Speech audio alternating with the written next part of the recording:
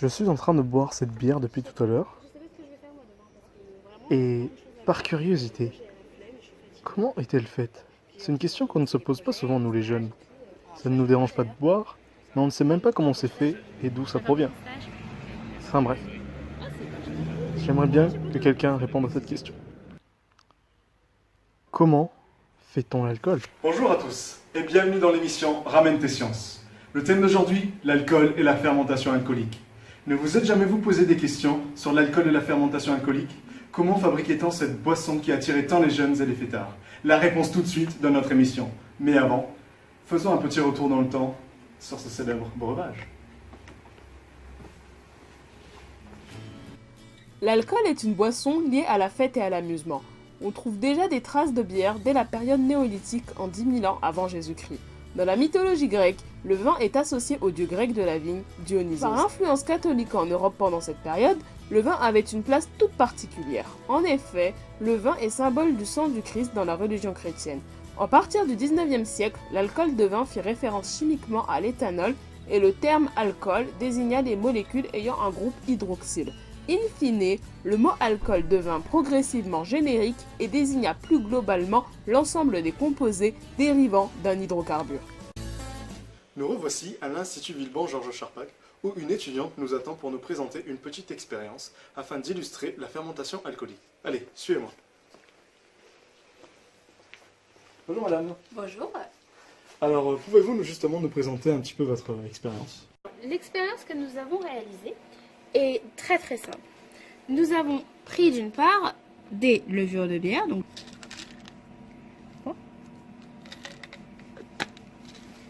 nous avons introduit cette gélule dans un tube Falcon. On l'introduit à l'intérieur. Hop. On va remplir ce tube là avec de l'eau et du sucre. Un peu d'eau. On remplit pas complètement, histoire de pouvoir mettre le sucre et d'agiter pour pouvoir le dissoudre. On introduit le sucre. Alors la quantité de sucre que vous allez ajouter, c'est vraiment à votre guise. Plus il y aura de sucre en fait, et plus la réaction sera importante. Et donc une fois qu'on obtient ce tube là, on peut remplir de nouveau avec un peu d'eau. Et alors on va laisser sur le côté, on peut soit laisser le tube en anaérobie, donc ça veut dire sans oxygène dissous à l'intérieur du tube, ou alors on peut faire comme dans les expériences que nous avons réalisées il y a 2 semaines, dans lesquelles nous avions aussi des conditions en aérobie, c'est-à-dire dans le cas où on avait justement de l'oxygène apporté. Alors comme vous le voyez ici, on a développé de nouveaux habitants dans ces tubes-là, donc en aérobie. Alors qu'en anaérobie, en fait, ça semble être des mélanges assez homogènes. Et puis quand on agite, hop, vous voyez toutes ces bulles qui remontent là.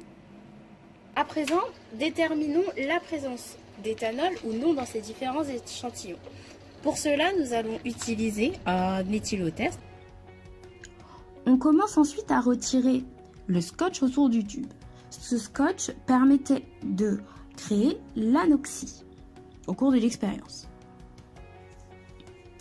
On insère ensuite le tube Falcon à l'intérieur de la poche fermée afin de ne pas perdre de gaz. Que l'on va ouvrir notre tube Falcon et ainsi laisser le gaz se propager en agitant un petit peu le tube, mais pas trop. On presse la poche de l'éthylotest vers le petit tube et on voit apparaître une petite couleur verte.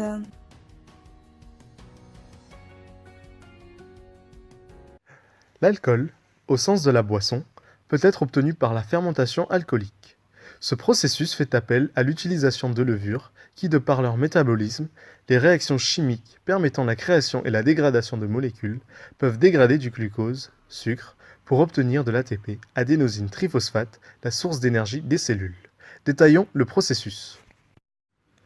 Les levures sont des organismes unicellulaires, cela signifie qu'elles ne sont constituées que d'une cellule. Lorsqu'une levure consomme du glucose, un enchaînement de réactions se produit au sein de la mitochondrie, un compartiment cellulaire. Selon le milieu dans lequel se trouve la cellule, avec ou sans oxygène, le glucose ne sera pas utilisé de la même façon. En présence d'oxygène dans le milieu de la levure, le glucose passe par un enchaînement de réactions autres que la fermentation alcoolique, et l'on ne le détaillera pas ici car il ne permet pas d'obtenir d'éthanol. En absence d'oxygène dans le milieu de la levure, anoxie, alors le glucose va passer par une machinerie incluant la glycolyse qui permet d'obtenir du pyruvate. Ce produit subit ensuite une décarboxylation, c'est à cette étape que le CO2 sera produit, qui donne lieu à de l'acétaldéhyde. Enfin, l'acétaldéhyde obtenu devient un alcool par déshydrogénation, ce qui donne de l'ATP et surtout de l'éthanol. Maintenant, vous savez tout sur la fermentation alcoolique. Nous espérons que cette émission vous aura plu.